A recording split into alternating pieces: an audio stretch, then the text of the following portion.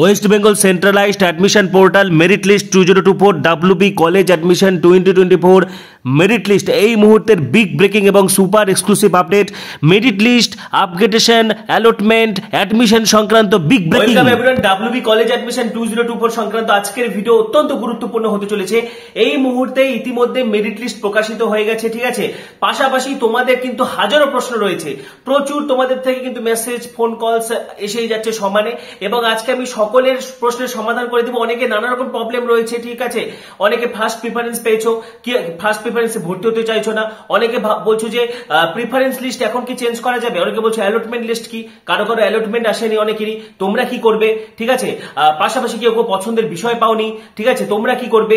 অনেকের fee payment রিসিপ্টে সমস্যা হচ্ছে, ঠিক আছে। আমি কিন্তু পুরো সমস্যার সমাধান করে দিব, ঠিক আছে। অ্যালটমেন্ট আপগ্রেডেশন পাশাপাশি কিন্তু হচ্ছে মুভ টু হায়ার প্রেফারেন্স, ঠিক আছে, অ্যালোটেড টু হায়ার প্রেফারেন্স, তারপরে টাকাটা কিভাবে অ্যাডজাস্ট হবে, যাবতীয় তথ্য কিন্তু আজকের ভিডিওতে আমি শেয়ার করে দিচ্ছি। তার আগে বলছি, যারা আমাদের চ্যানেলে নতুন ভিডিও দেখছো এখনই সাবস্ক্রাইব করো। কলেজ অ্যাডমিশন সংক্রান্ত সমস্ত তথ্য বা যে কোনো সমস্যা সমাধানের জন্য এখনই সাবস্ক্রাইব করো, পাশে থাকা বেল আইকনটি প্রেস করে দাও এবং ভিডিওটি প্রচুর শেয়ার করে দাও। এবং ডেসক্রিপশনে দেখো আমাদের টেলিগ্রাম গ্রুপে লিংক দেখা যাচ্ছে, সেটি ক্লিক করে টেলিগ্রাম গ্রুপে এখনই যুক্ত হয়ে যাও। বা ডেসক্রিপশনে আমার ফেসবুক এবং ইনস্টাগ্রাম আইডি দেওয়া রয়েছে, সেখান থেকেও তোমরা আমার সঙ্গে সরাসরি যোগাযোগ করতে পারবে, ঠিক আছে। তো দেখো, একদম কিন্তু কলেজে ভর্তি যেমনটা আমি বলেছিলাম হুবহু মিলে গেল। অনেকেই কিন্তু তোমাদেরকে ভুলভাল তথ্য দিয়েছিল যে তোমাদের নাকি অনেকগুলো অ্যালটমেন্ট আসবে, অনেকগুলো জায়গায় ভর্তি হতে পারবে, কিন্তু আমি তোমাদেরকে প্রথম থেকে বলেছিলাম যে তোমাদের কিন্তু অনেকগুলো মেরিট লিস্টে নাম এলেও তুমি ভর্তি হওয়ার জন্য একটাই সুযোগ পাবে। এবং যখনই তুমি কোনো একটা প্রেফারেন্সে ভর্তি হচ্ছ, অটোমেটিক্যালি পরের চয়েসগুলো কিন্তু ইনঅ্যাক্টিভ হয়ে যাবে, ঠিক আছে। যেমনটা আমি তোমাদেরকে বারবার বলেছিলাম, তোমাদেরকে আমি অনেকবার সচেতন করেছিলাম যে যাদের ড্রিম কলেজ বা যাদের ড্রিম কোর্স, যাদের সব থেকে পছন্দের যেটা কোর্স, সেটা সবসময় 1 নম্বরে রাখতে, কারণ ফার্স্ট চয়েসের কোনো আপগ্রেডেশন হবে না, ঠিক আছে। তো হুবহু কিন্তু মিলে গেল, এবং অনেকেরই ম্যাক্সিমাম সকলে প্রায় ঠিক করেছো, অনেকের একটু ভুলভ্রান্তি হয়েছে। দেখো, আমি তোমাদের প্রশ্ন একদম লিস্ট করে নিয়েছি, ঠিক আছে। আমি সকলের প্রশ্নের উত্তর দিব, এবং এই ভিডিও অত্যন্ত গুরুত্বপূর্ণ, মনোযোগ সহকারে দেখবে। এখানে তোমাদের সকল সমস্যার সমাধান করা হবে। আমি আমার আগের ভিডিওতেও কিন্তু ম্যাক্সিমাম সবকিছু বলে দিয়েছি। যারা আমার আগের ভিডিও মিস করেছে, এই ভিডিও শেষে এন্ড স্ক্রিনে বা প্লেলিস্ট ভিজিট করলে পেয়ে যাবে, ঠিক আছে। সেখানে আমি বলে দিয়েছি কেমন করে ভর্তি হবে, ফি পেমেন্ট প্রসিডিওর গুলো রয়েছে, কাদের কাদের ভর্তি হতেই হবে, এবং সকলকে ভর্তি হওয়া বাধ্যতামূলক, ভর্তি না হলে সিটটা থাকবে না, ঠিক আছে। আমি এখানে সকলের সমস্যার সমাধান বলবো। যারা ফার্স্ট প্রিফারেন্স পেয়েছো কিন্তু ভর্তি হতে চাও না, তোমাদের উপায় কি, ঠিক আছে, সবটাই বলছি। দেখো, প্রথমে আমি আসছি, প্রথম প্রশ্ন, এখন প্রিফারেন্স সিট চেঞ্জ করা যাবে না, এখন কোনোভাবেই প্রিফারেন্স সিট চেঞ্জ করা যাবে না। সেটা দেখো, এরপরে যে আরেকটা লিস্ট বাড়াবে, সেটা আপগ্রেডেশনের লিস্ট, সেটা হচ্ছে 23শে জুলাই। 23শে জুলাইয়ের পরে আগস্ট মাসে কিন্তু হচ্ছে তোমাদের হচ্ছে নতুন করে যখন ফর্ম ফিল আপ হবে, তখন তোমরা আবার নতুন করে প্রিফারেন্স বা সিট সাজাতে পারবে। তার আগে এখন আর প্রিফারেন্স চেঞ্জ করা যাবে না। সেই জন্য আমি বারবার বলেছিলাম যে প্রিফারেন্স লিস্ট ভালোভাবে চেক করে নাও, ঠিক আছে। প্রিফারেন্স লিস্ট এখন আর কিন্তু কোনোভাবেই চেঞ্জ করা যাবে না, ঠিক আছে। এবারে আসছি পরবর্তী প্রশ্নতে। এটা প্রায় অনেকেরই প্রশ্ন, ফার্স্ট প্রিফারেন্সে এসেছে কিন্তু ভর্তি হতে চায় না, ঠিক আছে। এই প্রশ্নটা অনেকে বিভিন্ন ভাবে করেছে। দেখো, আমি এটা প্রথম থেকেই বলেছিলাম, তোমার পার্টিকুলারলি যে কোর্সটা বা যে কলেজে তুমি ভর্তি হতে চাও, আজকে তুমি আশুতোষ কলেজে বাংলা অনার্স নিয়ে ভর্তি চাও, তাহলে সেটা 1 নম্বরে থাকবে তোমার চয়েস অনুযায়ী। তারপরে তোমার মনে হচ্ছে আমি আশুতোষ কলেজে বাংলা না পেলে অন্য কলেজে বাংলা নিয়ে পড়বো, তাহলে সেক্ষেত্রে তোমার সেটা 2 নম্বরে থাকবে। কিন্তু ফার্স্ট চয়েসে যারা কলেজ পেয়েছো, তোমরা অ্যাডমিশন তোমাদেরকে নিতেই হবে, ঠিক আছে। এই মুহূর্তে আর কোনো উপায় নেই, তোমরা যদি অ্যাডমিশন না নাও সিটটা বাতিল হয়ে যাবে। ফার্স্ট চয়েসের কোনো আপগ্রেডেশন হয় না।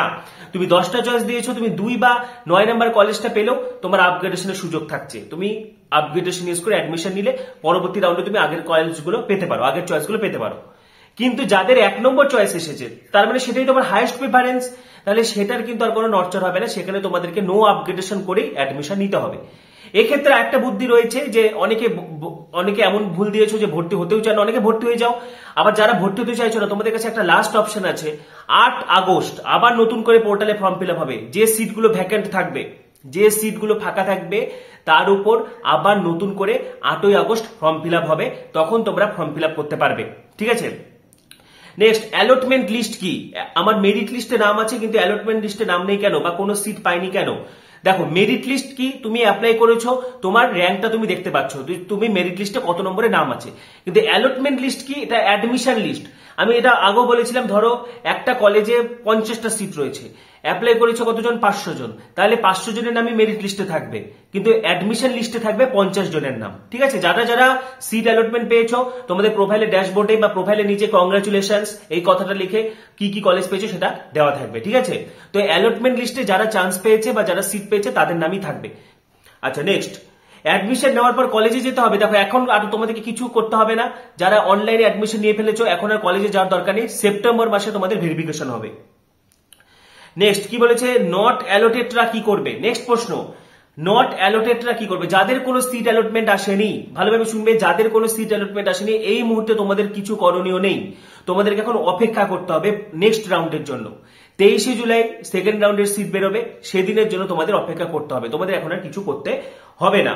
ঠিক আছে, নেক্সট আরেকজন লিখেছে, আমি যদি আপগ্রেডেশন করি তাহলে আপগ্রেডেশন সাকসেসফুল না হলে এখন যেটাতে ভর্তি হলাম সেই সিটটা কি থাকবে এবং নতুন কোনো টাকা লাগবে। দেখো তুমি যারা যারা আপগ্রেডেশন ইউজ করে অ্যাডমিশন নিচ্ছ, ধরো তুমি 7টা কলেজ দিয়েছিলে, তুমি 6 নম্বর কলেজটা পেয়েছো, তোমার ইচ্ছে 1 থেকে 5 নম্বর কলেজটা পাওয়ার, তাহলে সেক্ষেত্রে তুমি আপগ্রেডেশন ইউজ করে অ্যাডমিশন নিয়েছো, তাহলে সেক্ষেত্রে তোমার যদি পরবর্তী রাউন্ডে আপগ্রেডেশন সাকসেসফুল হয়ে যায় তাহলে তোমাকে নতুন কলেজটা নিতে হবে। আর যদি আপগ্রেডেশন না সাকসেসফুল হয়, কোনো চিন্তার কোনো কারণে তোমার আগের কলেজটাই থাকবে। আবারও বলছি, তুমি যে কলেজটা পেয়েছো সেখানে যদি থেকে যেতে চাও তাহলে আপগ্রেডেশন নো করে অ্যাডমিশন নিয়ে নেবে, আর যদি চেঞ্জ করতে চাও তাহলে ইয়েস আপগ্রেডেশন করে ভর্তি হবে, এবং আপগ্রেডেশন সাকসেসফুল হওয়ার পর যেটা আসবে সেটাতে কিন্তু ভর্তি হতেই হবে, আগেরটা ফেরত পাবে না। আর যদি আপগ্রেডেশন না হয় তাহলে তোমার যে কলেজটা ছিল সেটাই থাকবে, আর যদি আপগ্রেডেশন হয়ে যায় তাহলে ফিটা অ্যাডজাস্ট হয়ে যাবে। ঠিক আছে, ধরো তুমি 2000 টাকা দিয়ে ভর্তি হয়েছিলে, নতুন যে কলেজটা পেলে সেখানে 3000 টাকা লাগলো, তাহলে তোমাকে আর মাত্র 1000 টাকা দিতে হচ্ছে, ফিটা অ্যাডজাস্ট করতে হচ্ছে, বা ফি কম বেশি হলে তুমি রিফান্ডও পেয়ে যাবে। ঠিক আছে, অর্থাৎ ভালোভাবে শুনে নাও, যদি আপগ্রেডেশন না হয় তাহলে আগের কলেজটাই থাকবে, আর আপগ্রেডেশন হলে ফিটা অ্যাডজাস্ট হয়ে যাবে। ঠিক আছে, next allotted to higher preference এবং মুভড টু হায়ার প্রেফারেন্স কি, এই প্রশ্নটা ভাই ম্যাক্সিমাম জন করেছো। অ্যালোটেড টু হায়ার প্রেফারেন্স বা অ্যালোটেড বা মুভড টু হচ্ছে হায়ার প্রেফারেন্স কি, এটার অর্থ হলো তুমি ধরো 10টা কলেজ দিয়েছো, 10টা কলেজে তোমার মেরিট লিস্টে নাম এসেছে, কিন্তু তোমাকে তাহলে 1 নাম্বার বা 2 নাম্বার কলেজে ভর্তি হতে হবে। ঠিক আছে, তুমি সর্বোচ্চ যে হায়ার প্রেফারেন্স সেটাতেই তোমাকে ভর্তি হতে হবে। ধরো তুমি 1, 2, 3, 4, 5টা কলেজ সাজিয়েছো, তাহলে তোমার 2 নাম্বার কলেজে নাম এসেছে, তোমার 2, 3, 4 আর 5 নাম্বার কলেজে নাম এসেছে, তাহলে তোমাকে 2 নাম্বার কলেজেই ভর্তি হতে হবে। এবার তুমি যখন 5 নাম্বার কলেজে দেখছো তুমি চান্স পেয়েছো, সেখানে তুমি ভর্তি হতে যাচ্ছ, তখন কিন্তু হবে না, তখন সেখানে তোমাকে দেখাবে অ্যালোটেড টু হায়ার প্রেফারেন্স বা মুভ টু হায়ার প্রেফারেন্স, মানে তুমি তারও আগের প্রেফারেন্সের কলেজগুলোতে চান্স পেয়েছো। আরেকটি উদাহরণ দিচ্ছি, ধরো তুমি 7টা কলেজ দিয়েছো, তুমি 1 থেকে 6টা কলেজে তোমার নাম এসেছে, তাহলে তোমাকে 1 নাম্বার কলেজে ভর্তি হতে হবে। এখন তুমি দেখছো যে তোমার 3 বা 4 নম্বর কলেজটাতেও তুমি চান্স পেয়েছো কিন্তু ভর্তি হতে পারছো না, তখন তোমাকে দেখাবে মুভ টু হায়ার প্রেফারেন্স বা অ্যালোটেড টু হায়ার প্রেফারেন্স, তার মানে তুমি আরো অনেক হাইয়েস্ট প্রেফারেন্স গুলো পেয়েছো, সেখানে তোমাকে ভর্তি হতে হবে। ঠিক আছে, আচ্ছা নেক্সট পরবর্তী প্রশ্নে চলে আসছি। দেখো ভর্তির লাস্ট ডেট কবে। ফার্স্ট রাউন্ডে এই যে অ্যালটমেন্ট রাউন্ড হচ্ছে, এই রাউন্ডের যে সিট সেটা হচ্ছে তোমার ভর্তির লাস্ট ডেট, যেটা হচ্ছে 18ই জুলাই পর্যন্ত। 18ই জুলাইয়ের মধ্যে অ্যাডমিশন নিতে হবে। ঠিক আছে, আজকে তোমরা অ্যাডমিশন নিতে পারো, 18ই জুলাই লাস্ট ডেট। কিন্তু ওয়েবসাইট হ্যাং, বুঝতেই পারছো যে ওয়েবসাইট তো প্রথম থেকে বিকল, ফর্ম ফিল আপের সময় সার্ভার ডাউন ছিল, গতকাল যখন মেরিট লিস্ট প্রকাশ হয় সার্ভার ডাউন হয়, হ্যাং হয়, অনেকক্ষণ পরে ঠিকঠাক হয়। ঠিক আছে, সুতরাং লাস্ট ডেটের অপেক্ষা কেউ থাকবে না, 18 তারিখের আগে কমপ্লিট করে নেওয়ার চেষ্টা করবে। আচ্ছা নেক্সট, কটা মেরিট লিস্ট বেরোবে। দেখো এরপরে যেটা হবে 23 তারিখে আপগ্রেডেশনের মেরিট লিস্ট বেরোবে, তারপর আরেকটা মেরিট লিস্ট বেরোবে, তারপরে কলেজ শুরু হওয়ার পরে যে সিটগুলো বেঁচে যাবে সেগুলো মপ আপ রাউন্ড হবে। সবার লাস্টে যেটা আছে সেটা হচ্ছে mop up round. Mop up রাউন্ডে আবার নতুন করে কিন্তু হচ্ছে ফর্ম ফিল আপ করতে পারবে। ঠিক আছে, তো এখনো কিন্তু 3টে রাউন্ড হবে। আচ্ছা নেক্সট, এবার হচ্ছে পেমেন্ট রিসিপ্ট ডাউনলোড হচ্ছে না। দেখো পেমেন্ট রিসিপ্ট ডাউনলোড হচ্ছে না, ওয়েবসাইটে সার্ভার ডাউনের মধ্যে তাড়াহুড়ো করলে ওয়েবসাইটে কিন্তু অনেকেরই পেমেন্ট রিসিপ্টের সমস্যা হয়েছে, সেক্ষেত্রে কোনো প্রবলেম হবে না।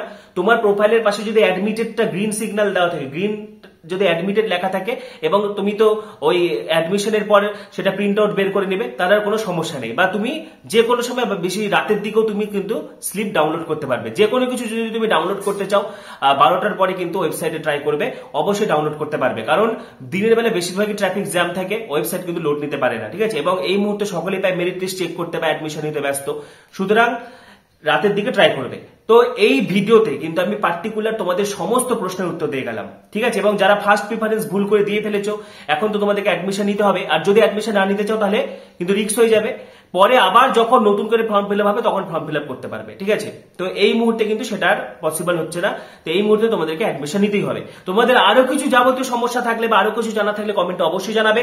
পাশাপাশি পরবর্তী ভিডিওগুলির জন্য দেখো ডেসক্রিপশনে আমাদের টেলিগ্রাম গ্রুপে লিংক দেওয়া রয়েছে, সেটি ক্লিক করে যুক্ত হয়ে যাও। পরবর্তী ভিডিওগুলির জন্য এখনই সাবস্ক্রাইব করো, পাশে থাকা বেল আইকনটি প্রেস করে দাও এবং ভিডিওটি প্রচুর প্রচুর প্রচুর শেয়ার করে দাও। সবাইকে অসংখ্য ধন্যবাদ।